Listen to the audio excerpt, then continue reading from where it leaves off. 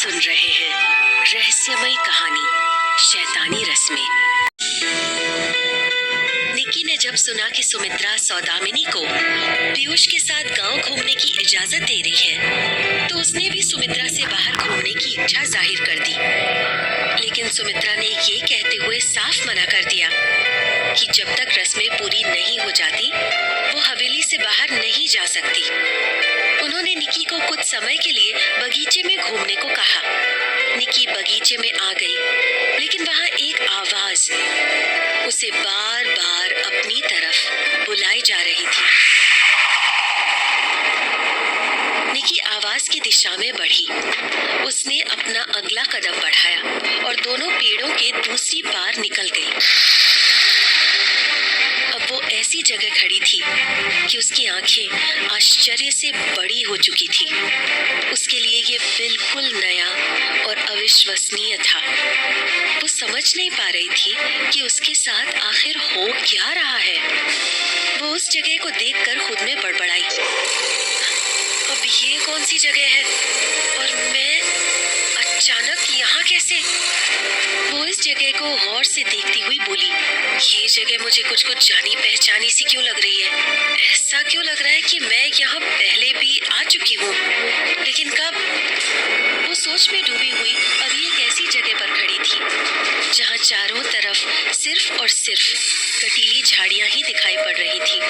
पूरा का पूरा वातावरण भयानक चीखों से दहल रहा था।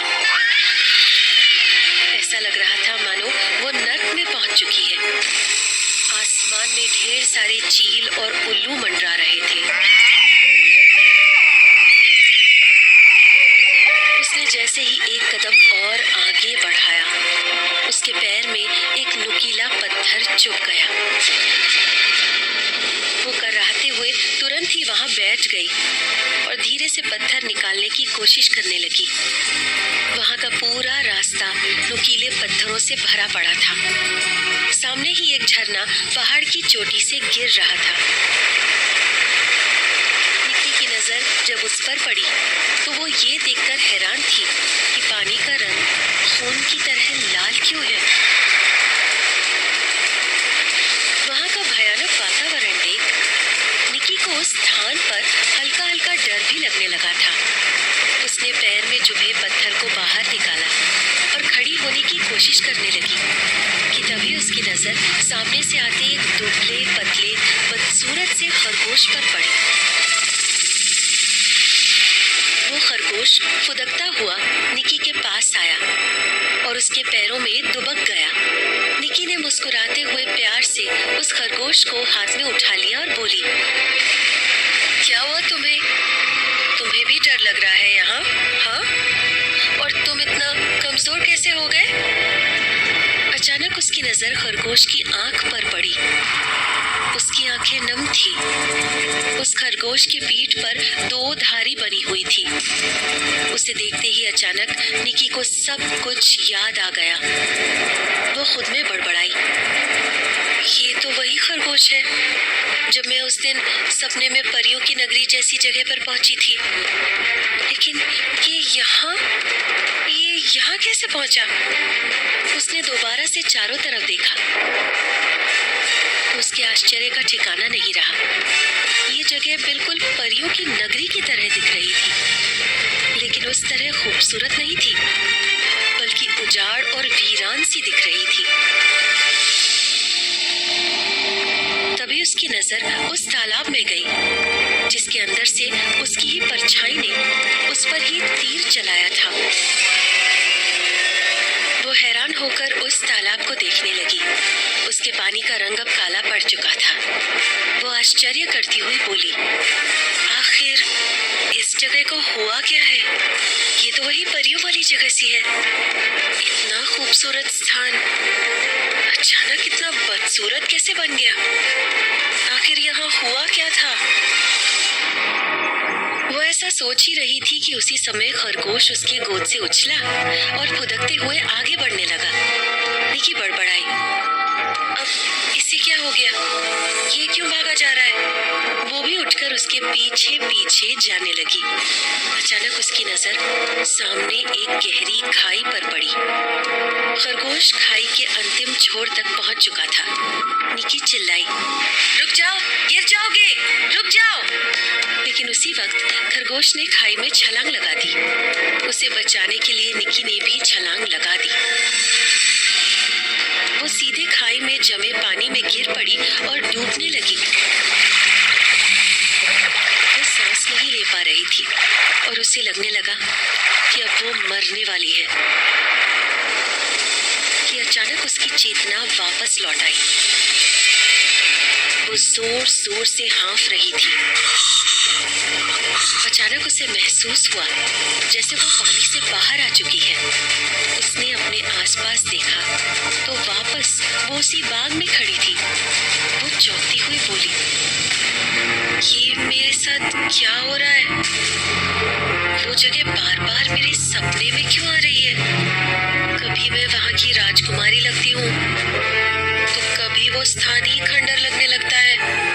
जब से मैं भैरवगढ़ में आई हूँ अजीब अजीब से सपने आने लगे हैं मुझे। पता नहीं ये मेरे साथ हो क्या रहा है। कुछ तो राज है इन सपनों का। उसी समय एक नौकरानी वहां आई और निकी को आश्चर्य से देखती हुई बोली, बहू रानी, आप इतनी गीली कैसे हो गई? गीली? बड़बड़ाते हुए उसने खुद को देखा तो चिल्ला पड़ी, ये कैसे हुआ? मैं तो सपने में, क्या वो हकीकत थी? उसके लिए अब ये किसी बूझ पहेली से कम नहीं थी। उसके कपड़े से पानी नीचे गिर रहा था। वो हकीकत और सपने में भेद नहीं कर पा रही थी। उसे लगने लगा शायद वो अभी भी सपने को नहीं भूल पाई है। उसने नौकरानी से पूछा, क्या सच में मेरे कपड़े गीले हैं? नौकरानी आश्चर्य से उन्हें देखते हुए बोली, हाँ बहू रानी, आप सर से पांव तक गीली हो चुकी हैं। क्यों, आपको नहीं दिख रहे हैं? निकी हैरान होती हुई बोली, ओह गॉड, मतलब मैं सच में वहाँ थी, लेकिन कैसे? ये जगह है कहाँ? ये मुझे फिर से दिखाई क्यों नहीं दे रहा है? उसी समय नौकरानी बोली, बहू रानी, आपको रानी माँ ने जल्दी बुलाया है। निकी अनमने ढंग से बोली, ठीक है चलो। दोनों बगीचे से महल की तरफ जाने लगी। निकी को समझ नहीं आ रहा था कि उसके साथ हो क्या रहा है। उसे लगने लगा था जैसे वो कहीं पागल तो नहीं हुई जा रही है। वो इसी सोच में डूबी हुई हवेली पहुंची। उसे पूरी तरह से भीगा देख सुमित्रा और आरोही हैरान रह गई। सुमित्रा आश्चर्य करती हुई बोली, बहू रानी, तुम भीग कैसे गई? आज तो बारिश भी नहीं हो रही है और बगीचे में ना ही कोई तालाब है। निकी बोली, पता नहीं माँ जी, मैं तो बस टहल रही थी कि अचानक। बोलते बोलते निकी रुक गई। अचानक क्या? सुमित्रा ने फिर पूछा। निकी ने उन्हें कुछ ना ही बताना ठीक समझा, क्योंकि उसे लग रहा था शायद सुमित्रा उसकी बातों पर विश्वास नहीं करेगी और उसे हो सकता है पागल समझ ले। उसने तुरंत ही बहाना बनाते हुए कहा, माँ जी, अचानक से किसी ने मुझ पर पानी से भरी बाल्टी उड़ेल दी और जब तक मैं कुछ समझ पाती वो भाग चुका था। मुझे नहीं पता कि ऐसा घटिया मजाक किसने किया। उसकी बात सुनकर सुमित्रा आश्चर्य करती हुई बोली, ऐसा भला कौन कर सकता है? निकी अगला जवाब सोचने लगी। तभी सुमित्रा आगे बोली, खैर वो सब छोड़ो, तुम कपड़े बदल कर आ जाओ, हमें अगली रस्म की तैयारी भी करनी है। निकी ने हाँ में सिर हिलाया और वहां से चली गई। एक ओर जहां निकी अपने साथ घट रही अजीब घटनाओं को लेकर परेशान थी, वहीं दूसरी ओर सौदामिनी की परेशानियां कम होती जा रही थी। वो पीयूष की बाइक पर बैठकर पूरे गांव में घूम रही थी। पहले तो दोनों के बीच थोड़ी दूरी भी थी, लेकिन जैसे जैसे बातों का सिलसिला बढ़ा और गांव की गलियां और भी सक्रिय होने लगी, उसी तरह सौदामिनी और पीयूष के बीच की दूरी भी घटने लगी। सौदामिनी अब पूरी तरह पीयूष से चिपक कर बैठी और उसके कंधे पर हाथ रखी हुई गांव का नजारा देख रही थी।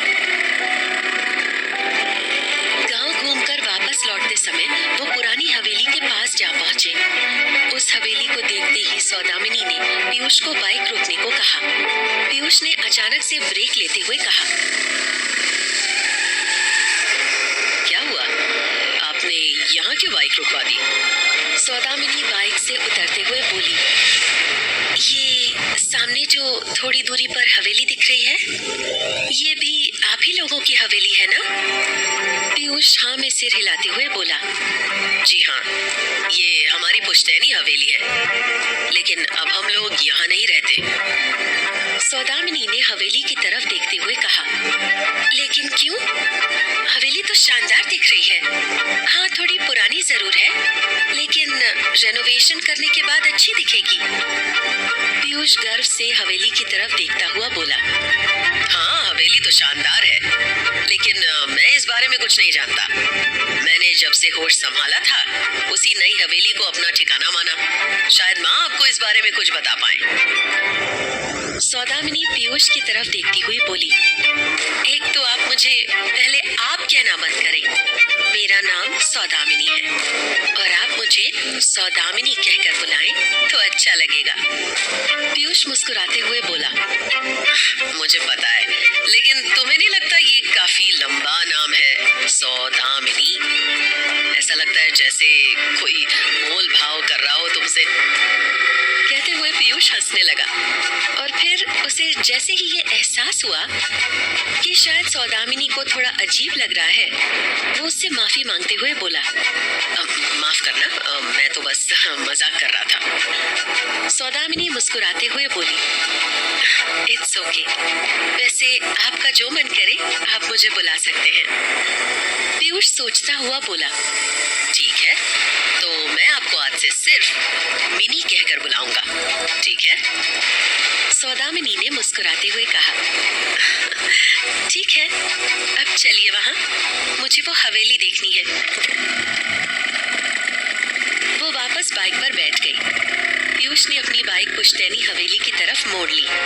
सौदामिनी के बढ़ते कदमों ने पुरानी हवेली के अंदर किसी को बेचैन कर दिया था, और वो थी चांडालिका, जो अंदर बैठी मुस्कुरा रही थी। चांडालिका खुद से बोली, लालच क्या कुछ नहीं करवा देता है। जिस प्यादे की तलाश हमें थी, वो खुद चलकर भैरवगढ़ आ गई है, और अब हवेली भी आ रही है। आओ सौदामिनी, आओ। पुश्तैनी हवेली को कब से तुम्हारी तलाश थी। सौदामिनी और पीयूष बाइक से पुरानी हवेली के दरवाजे पे पहुंचे। पीयूष ने जैसे ही उसका दरवाजा खोला कि तभी किसी ने पीछे से उस पर वार कर दिया। पीयूष की चीख निकल गई। आखिर क्या हुआ पीयूष के साथ? कौन था जिसने पीयूष पे हमला किया था? आखिर क्यों कर रही है चंडालिका सौदामिनी का इंतजार? जानने के लिए सुनिए अगला एपिसोड।